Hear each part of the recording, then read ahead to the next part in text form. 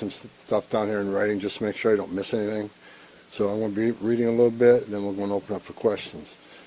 I've been on the ground less than 3 full days. I got in here Monday. President of the United States called me Monday morning and asked me to deploy here.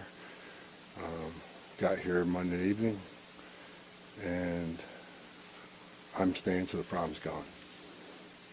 But we've made a lot of progress in the last 3 days. Marcos Charles, he's running ICE operations here. There you go. Rodney Scott, Commissioner of Customs and Border Protection, staying here beside me. Good morning, I'm Tom Homan, Border Czar for President Trump.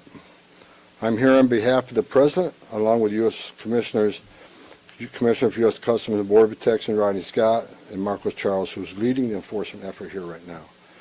I've been on the ground since Monday to regain law and order in the city beloved by many, and work together to remove threats from the community. During the past administration, we'll all remember, more than 10 million illegal aliens entered this nation. Many were national security threats, public safety threats. We can't remember over 2 million known gotaways. 2 million people who paid more to get away. Why? That should scare the hell out of everybody.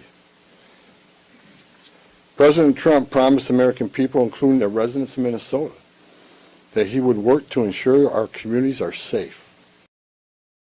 And with that, this administration is absolutely focused on identifying removal aliens that pose a public safety threat and national security threats, and the number proves it.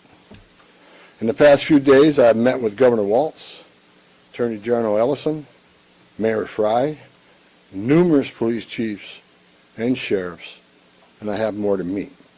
I'll also be continuing the dialogue with business and religious leaders in partnership with Minnesota, your community leaders. I'll be meeting with them too, because I want to hear what they have to say. In my meetings with folks so far, and most importantly the governor and the AG, the Mayor Fry, we didn't agree on everything. I didn't expect to agree on anything. I've heard many people want to know why we're talking to people who they don't consider friends in administration. Bottom line is, you can't fix problems if you don't have discussions. I didn't come to Minnesota for photo ops or headlines. You haven't seen me. I came here to seek solutions, and that's what we're going to do. And we've come a long way, and we got some good wins for the people of Minnesota, I think, and for the administration and for the safety and security of this city. One thing we did agree on, though, everybody I talked to agreed on, was that community safety is paramount.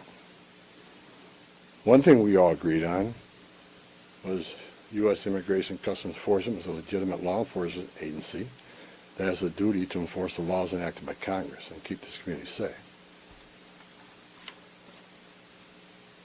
Like I've said many times for the last several years, even before this administration, jurisdictions that refuse to cooperate with federal immigration authorities are sanctuaries for criminals.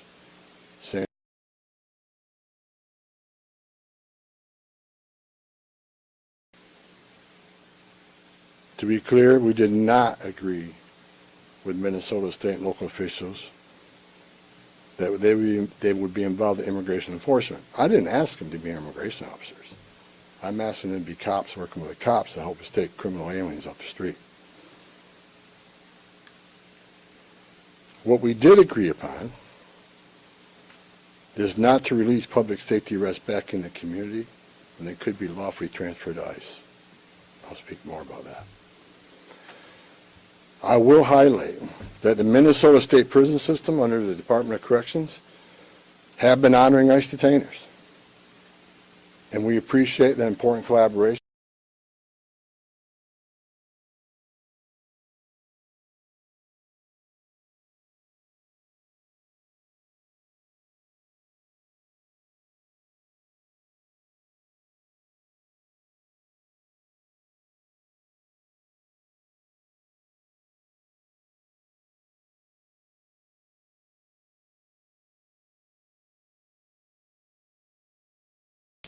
I'm also pleased to announce I had a very good meeting with Attorney General Ellison, and he has clarified for me that county jails may notify ICE of the release dates of criminal public safety risks so ICE can take custody of them upon their release from the jail. And let me tell you why that's important. I know people are a lot concerned about the manpower has been set in law enforcement manpower. Look, I've said this many times before. I've said it for the last several years. Give us access to the illegal alien public safety threat and the safety and security of a jail. It's common sense. It's safer for the community, it's safer for the agent, and it's safer for the alien. Because anything can happen on a street arrest. It just makes common sense. And for the people that argue, well, we're a welcoming community because we want victims and witnesses of crime that are here illegally to feel safe to come to police without fear they're working with ICE, we're not going to talk to the victim and witness of crime. There's no problem there. They should feel safe to come to police and ask for help. All we want is to talk to the person that local and state law enforcement authorities locked in a jail cell. They chose to lock this person up. That's who we want to talk to, the public safety threat. So the argument is that protects victim witnesses of crime. It's a bunch of crap. Victims and witnesses of crime don't want the bad guy back in their neighborhood either. So great progress with the Attorney General and local sheriffs. And one thing, when we have these agreements, it takes less law enforcement agents to do the job.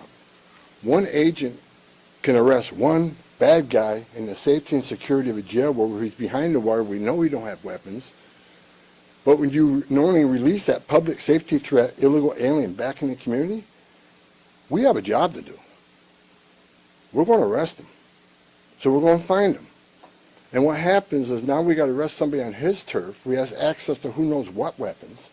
Now we got to send the whole team out. Cover the back door, cover the front door, officer safety reasons. Then because of the hateful rhetoric and the attacks on ICE officers, now we got to send a security team behind the arrest team. So what could have been done with one person in a safety and security jail, now we got 15, 16 people out there doing it. I know that causes stress in the community. So if we get these agreements in place, that means less agents on the street. More agents in the jail means less agents in the street. This is common sense cooperation that allows us to draw down on the number of people we have here. Yes, I said it. Draw down the number of people here. Because we have the efficiency and safety of the jails and the prison. Matter of fact, I have staff from CBP and from ICE working on a draw-down plan. What does that look like based on the cooperation? What does that look like based on how many targets we have left to find? In my meetings with Governor Walz, A.G. Ellison, and Mayor Fry, as well as state and local law enforcement, again, I appreciate they all acknowledge that we do have federal immigration laws in this country that have been passed by Congress, and that ICE is in fact a legitimate law enforcement agency charged with enforcing those laws. We're not making this up, folks. ICE is enforcing laws enacted by Congress. They're a federal statute. That said, I'm not here because the federal government has carried this mission out perfectly. First thing I said to senior staff when I walked in here is what I told you earlier. I didn't come here looking for photo ops or headlines. I come here looking for solutions. I do not want to hear that everything's been done here has been perfect. Nothing's ever perfect. Anything can be improved on. And what we've been working on is making this operation safer, more efficient, by the book. The mission is going to improve because of the changes we're making internally. No agency or organization is perfect. And President Trump and I, along with others in the administration, have recognized that certain improvements could and should be made. That's exactly what I'm doing here. As such, in meetings I've had with federal law enforcement managers, including ICE and CBP and other federal partners, as well as state and local officials, I have conveyed the President's expectations with regard to federal immigration enforcement efforts. We will conduct targeted enforcement operations. Targeted. What we've done for decades. When we hit the streets, we know exactly who we're looking for. Good idea where we may find them. You have a criminal history. You have their immigration history. A lot of information about this person that we get from numerous databases out there. Targeted, strategic enforcement operations. That's traditionally been the case, and that's where we're going. That's what we're going to continue to do and improve upon that. With a prioritization on public safety threats, concern to the safety and security of the community. By and large, for decades, ICE and CBP have carried out their duties with integrity, professionalism, and compassion. That remains the expectation under President Trump, and I will, hold our agents and officers to that standard. I'm almost done, then Tom can be Tom.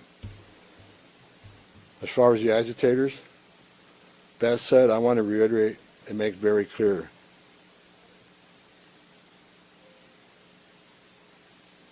I want to make it clear, ICE and CBP officers are performing their duties in a challenging environment, under tremendous circumstances, but they're trying to do it with professionalism. If they don't, they'll be dealt with, like any other offenses of conduct. They are sworn law enforcement officers working tirelessly to enforce our country's border security and immigration laws, protecting the interests of our country and preventing dangerous people from walking the streets of this nation when they're not supposed to be here to begin with. Men and women of ICE, I was a Border Patrol agent. I was an ICE agent. I was the first ICE director that came up through the ranks. I spent over 40 years doing this. These men and women that carry that badge and gun are American patriots. They put themselves on the line for this nation every day. But I want you to remember, they don't hang their badge, they don't hang their heart on a hook every day they come to work. They're mothers and fathers too. They're sons and daughters too. And if they've seen a fraction of the tragedies I've seen in my career, they take a lot of damage home to it every day. The things they've seen, especially on the border with Border Patrol agents. People drowning in the river. Women being raped by criminal cartels. Giving CPR to a baby that was thrown in the river by the cartels because Border Patrol came too close. So let's throw the baby in the river. That way the Border Patrol was concentrating on that so I can get away. These men and women see some terrible things. But I want you to remember, they're mothers and fathers too. Many of them are members of this community. God bless every one of them. The hostile rhetoric and dangerous threats and hate must stop. And we all agreed to that. All everybody met here today, we got to stop the rhetoric, the hateful rhetoric that has caused an increase in assaults.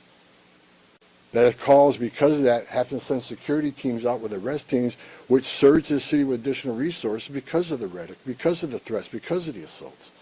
Again, with the agreements we've achieved and following through the agreements, with the rhetoric dropping down, that allows us to pull more agents out once we feel the environment's safer.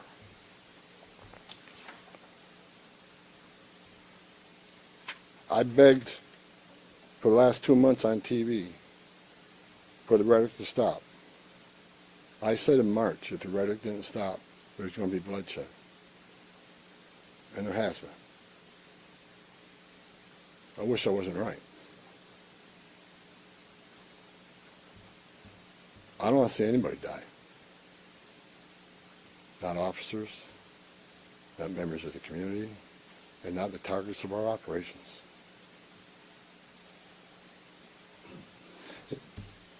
For the people out there that don't like what ICE is doing, if you want certain laws reformed, then take it up with Congress. Again, ICE is making this up. They're enforcing laws enacted by Congress and signed by the President. The same laws have been on the books for the last 6 presidents I worked for. I started with President Reagan and ending with President Trump. Every administration, we enforce the same laws.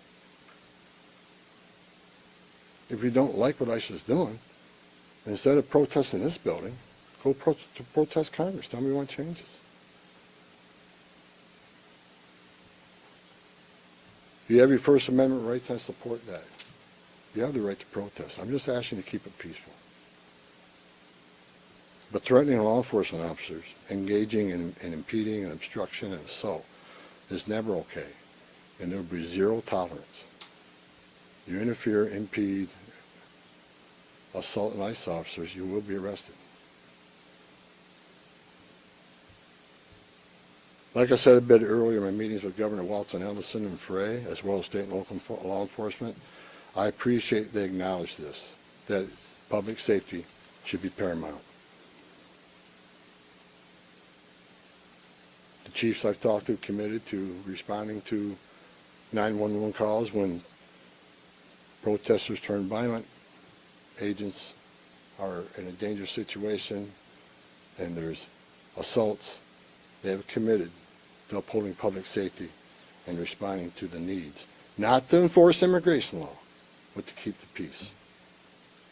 With that, I call upon those officials to stand shoulder to shoulder with us to tone down the dangerous rhetoric and condemn all unlawful actions against law enforcement in the community.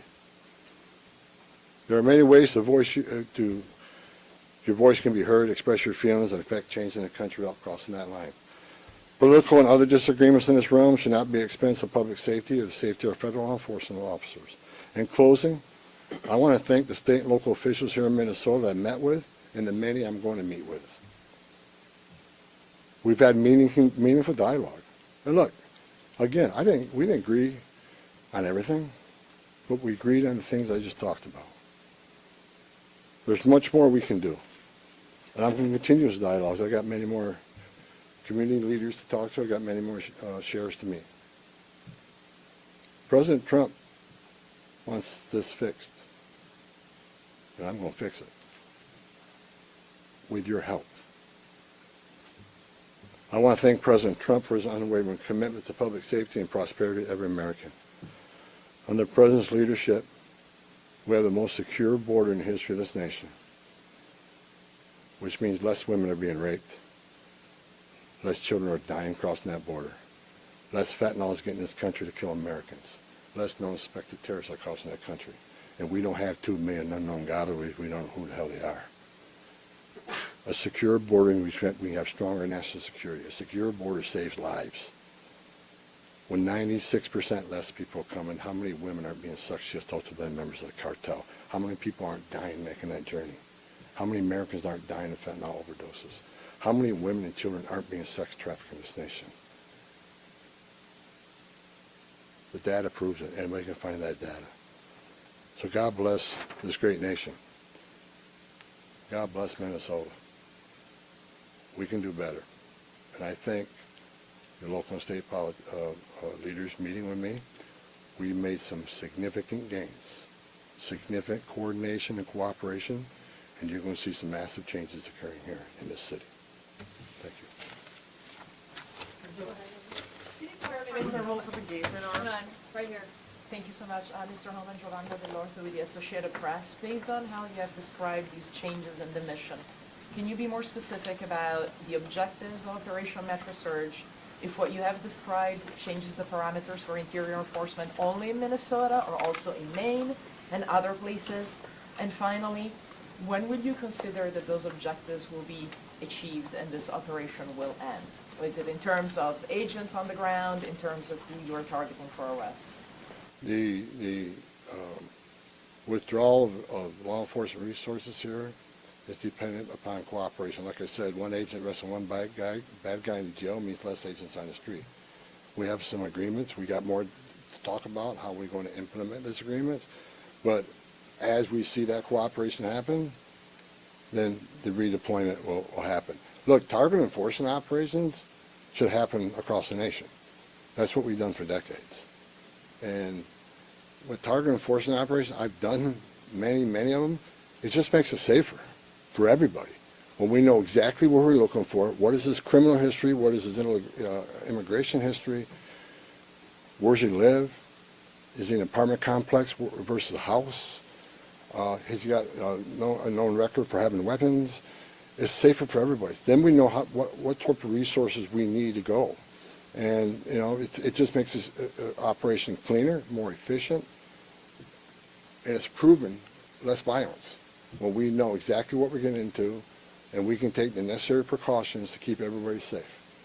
Some of the operations that I've been involved in, we know there's children in the house based on surveillance. So we know you got to be a little bit different when you go into the house because there's going to be children present. So target enforcement operations, the way we've always done it, I think we got away from a little bit. And we're going to make sure we do target enforcement operations. And look, and I will say it again, we are not surrendering our mission at all. We're just doing it smarter. Shimon Prokopez from CNN. Mr. Homan, how did we get here in terms of you had Greg Bovino, who was the face of this immigration operation, the mission, as you say, to having border patrol agents in the interior of this country, stopping U.S. citizens, asking them for ID, creating this fear in places like Chicago and now here. And then finally, it took really the death of Alex Petty for us to get here. How did that happen? Who made the decisions to allow this kind of operation to proceed in this way and to create such fear? Well, look, the Border Patrol, the last 4 years under Joe Biden, we had an open border where 10, 12,000 people a day are coming across the border. Border Patrol got overwhelmed, which means we sent thousands of ICE agents down there to help deal with that humanitarian crisis, to help secure the border. Now we have millions of people released in this nation, many unvetted. Now we got to find them. Before the big, beautiful bill, we had a total just under 5,000 deportation officers to look for millions of people, many in public safety threats. So yes, we needed Border Patrol to come and help on our mission now. And reason for the massive deployment is because of the threats, because of the violence. Our officers need to be protected. If I'm on an operation, an arrest team, I'm going to a house, I got to be busy with that guy, the dangerous guy, and I can't keep looking over my shoulder at what's happening outside the house. So we brought extra resources in to provide that security. And as I said, as we drill down on these great agreements we got, this great understanding we have means less. So we can draw down those resources. When the violence decreases, we can draw down those resources. But based on the discussions I've had with the governor and the AG, we can start drawing down those resources as far as those looking for public safety threats being released and do it in the jail with much less people. So the drawdown is going to happen based on these agreements. But the drawdown can happen even more if the hateful rhetoric and the impediment and interference will stop. So Border Patrol, I was a Border Patrol agent. These men and women are patriots. God bless them. They're here to help us. And the drawdown will come soon, depending on when this actually, I see this in play. But the agreements to have a loan is going to cause a significant drawdown. So you're going to see a drawdown. Just on a personal, Go ahead, Ben. you've been doing this Ben, for go 40 ahead. years. Just a Tom Homan. follow-up. Ben, go ahead. First off, Ben Burkbaum, Real America's Voice News. On behalf of the American people, I just want to say thank you to you and to all of the agents that are putting their lives on the line to go after the people that were allowed in the last administration. We watched that happen in the media, the honest media, covered up by many of the media that are behind me. We want to say thank you, and to all the men and women that are out there. Can you talk to us about what's being done with the leadership on these signal chats, on these WhatsApp chats that are organizing the attacks against you, the obstruction against you? Are we going to be arresting those individuals as well? And to the folks out there in America that voted for this, that want mass deportations because they saw a mass invasion under Joe Biden, what would you say to them? How are we going to get to that point? Well, first of all, about the the organization and the funding of the attacks on ICE. I'm not going to answer a lot about that because I'm not going to show our hand, but they'll be held accountable. Justice is coming. Again, we got to all remember why the questions we've seen and why we're here. What started this? 4 years of an open border where millions of people are let in this country unvetted. Remember, let's not forget for 4 years we were told the border's secure. 4 years we were told the border's secure. And we all knew it wasn't. And I want this to be a positive thing we're doing here today. I also want to remember the politicians are continually attacking us. Where were they the last 4 years when the number of women, children, sex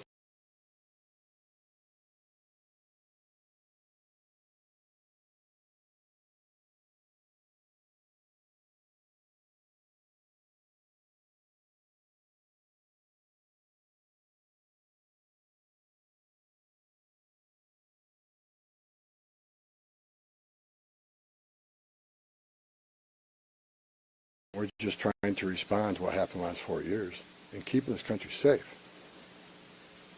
And we're arresting a lot of public safety threats, take them off the streets, which make this country safer. President Trump promised to make this country safe again, and that's what we're doing. But my 2.5 days up here, we made a lot of progress. I think everybody agrees on the criminal and public safety threats. They agree it's much safer and easier to arrest an alien in a facility than send a whole team out in the field that's going to draw anger, because now we got to send a bunch of people to do something that could have been done by 1 or 2 people. And I've said this for years. I have no ill will to anybody in Minnesota. All the people I talk to, we're never going to agree on everything. We have different philosophies and different opinions on immigration, but we all agree this is a way to go to reduce safety, reduce crime, not reduce safety, reduce crime and increase safety for our operations. More people in the jail means less people on the street. It's simple math. Sir, Lana Zach, CBS News. Everybody I've spoken with agrees that if somebody has a fugitive, they don't want them as their neighbor. But when you're talking about a targeted operation, and are you talking about targeting people whose crime is coming to this country, or is it a more specific definition now? All operations will be targeted, but the prioritization are going to be criminal aliens, public safety threats, and national security threats. I've met with Marcos and his staff. We got a lot of them. We got a lot of them to keep us busy. So that would be our focus. But that is enough that's what, there is not going to be a focus on people who have no other crimes except for their status. If you're in the country illegally, you're never off the table. But prioritization doesn't mean but you forget about everybody. So let me say this. If the message we send is you can enter this country illegally, it's a crime, don't worry about it. You can have your due process, show up in court, not show up in court, get ordered removed, don't worry about it. Unless you commit a serious crime, you're good to go. If that's the message we send to the world, you're never going to fix this problem. The most vulnerable people in the world will make that dangerous journey like they did under the Joe Biden administration. Over 4,000 aliens died making that journey. And again, a significant increase in sex trafficking. Because when they did that and opened those borders up saying, we're not going to detain you, we're going to give you free health care, we're going to fly you to the city of your choice, put you in a free hotel room, give you 3 meals a day, and give you work authorization, we're just going to bring you in. And when they did that, they sent a message to the whole world, you can come and do this. And what happened? They overwhelmed the men and women of the Border Patrol, where many days 70% of agents were pulled off that line. 70%. You don't think the criminal cartels had a field day with that? They created gaps for the cartels do their activity. And that's why you've seen the rise in fentanyl overdose. That's why you saw the rise in sex trafficking. The 2 million plus known gotaways, why did they pay more to get away? Why didn't they pay less, turn yourself in, get released within 24 hours? You get a free airline ticket to the city of your choice. We're going to give you a free hotel room, and we'll give you free food and free medical care. And you're going to get work authorization in 6 months. Why did 2 million people choose to pay more not to take advantage of that giveaway program? They didn't want to be vetted. They didn't want to be fingerprinted. That scares the hell out of me, and it does still. The Trump administration with ICE and Secretary Noem and Marco Rubio and the intelligence community, Tulsi Gabbard, we're all working together to try to identify who these people are. And we've already found many of them, but it's hard work to do. But there are national security threats walking this nation because of the last administration. And they are one of our main priorities, too. Thank you. Can you please be specific about how many ICE and how many Border Patrol agents are currently operating in the state? I think we're near 3,000. There's been some rotations. Another thing I witnessed when I came here, I'll share this with you. I met with a lot of people, a lot of the agents. They've been in theater. Some of these people have been in theater for 8 months. So there's going to be rotations of personnel. Hopefully less now that we have some agreements. Maybe we can make it more efficient and safe. But they've been in theater a long time. And so, you know, there's rotations happen all the time to get people out here and go home, get some rest and see their families. Day after day, can't eat in restaurants, day after day, having people spit on you and blow whistles at you, day after day, having all these threats at you, day after day, having people trying to interfere with you, day after day. You know, they're human. So, you know, we've got to rotate these people, and we've already rotated some, but my main focus now is drawdown based upon the great conversations I've had with your state and local leaders. Again, I'm not a fool.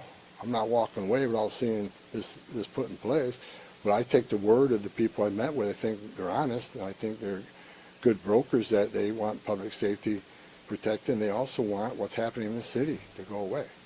And that's my goal. Last question in the back. Moeller Newsmax. The new video of Alex Preddy is now circulating. Your reaction to that, and do you think law enforcement could have played a role if, like, let's say Minneapolis police were able to respond to that? Have those top law enforcement officials said they'll help or do anything to help these agents who are out here? I'm not going to comment on any of these shootings. I said from day one, I said on any of these shootings, as a career law enforcement officer, we'll let the investigation roll out, let the investigation play out, and let it go where it goes. I'm not going to come out and make any comments that I think is right, wrong. Do I have an opinion? Yeah. My personal opinion, but I'm not going to share that with you. I'm going to tell you, let the investigation play out and see where it goes. But again, the president,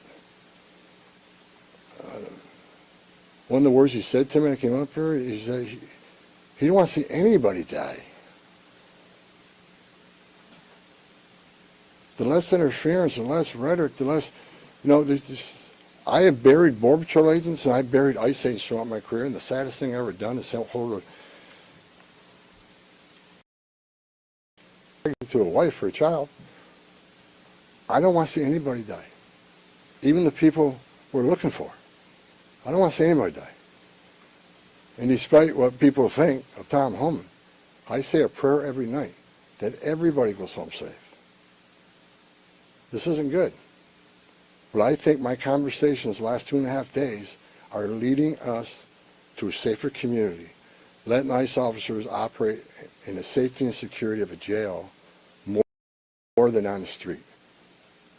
I think anybody here with common sense would say it's safer to arrest a public safety threat in the safety and security of a jail. And let me tell you, what is that going to result in? Less collateral arrests. Again, when we find that bad guy, many times it's with others. Well, guess what? They're in the country illegally. We're going to force immigration law. They're coming too. You want less collateral arrest? Let us in the jail. But we're going to force immigration law. For the people that say we're here to surrender our authority and the mission of enforcing immigration law, you are wrong. We're going to do target enforcement operations, and we're going to prioritize the public safety threats and national security threats. That is what we're here to do. Sir, no more questions. Go ahead. No more questions, guys. Thank you.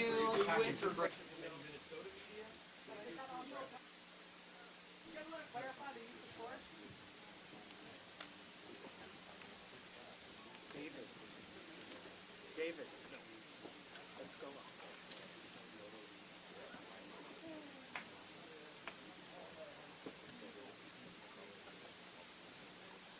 maybe just take it off and let's go.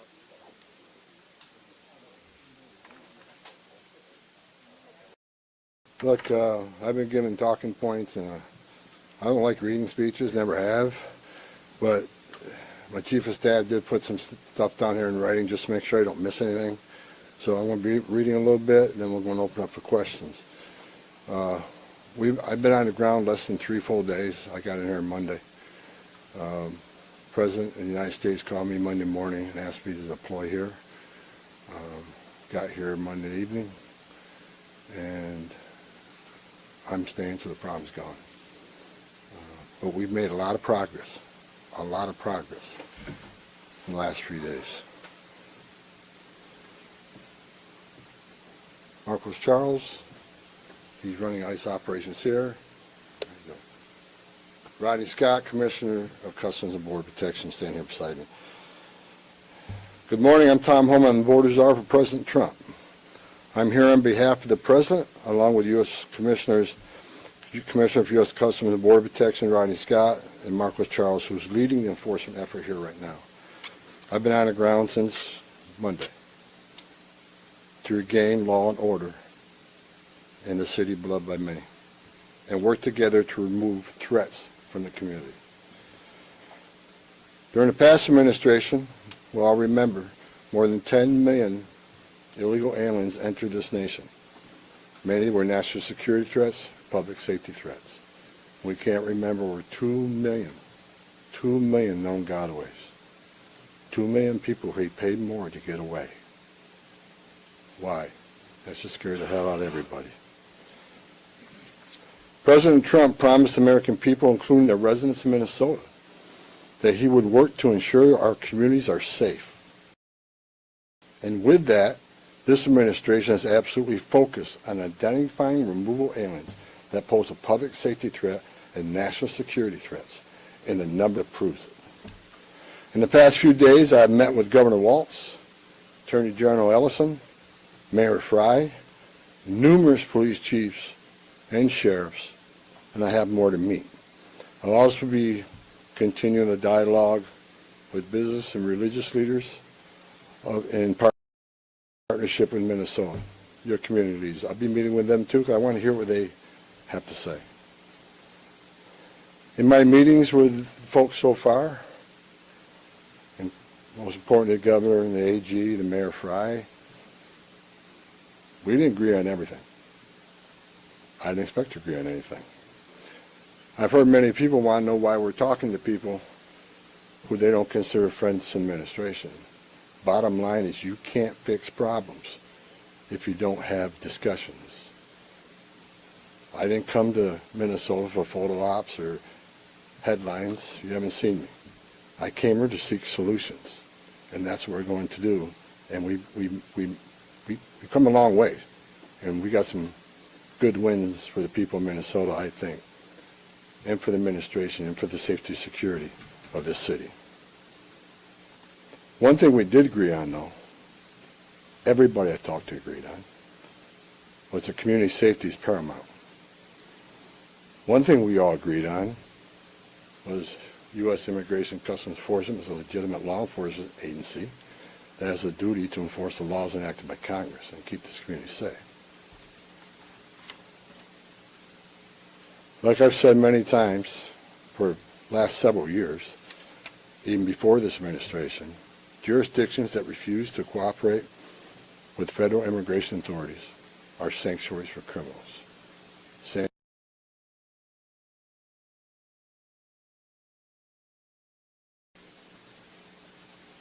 To be clear, we did not agree with Minnesota state and local officials that they would be involved in immigration enforcement. I didn't ask them to be immigration officers.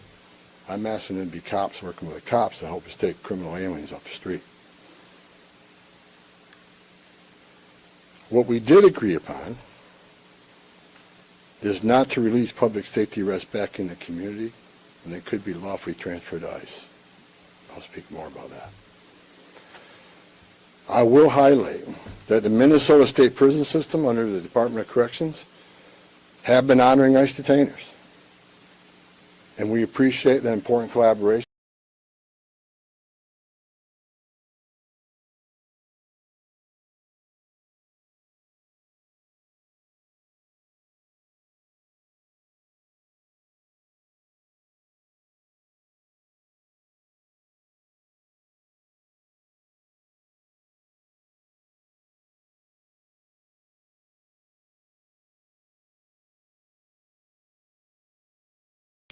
I'm also pleased to announce I had a very good meeting with Attorney General Ellison, and he has clarified for me that county jails may notify ICE of the release dates of criminal public safety risks, so ICE can take custody of them upon their release from the jail. And let me tell you why that's important.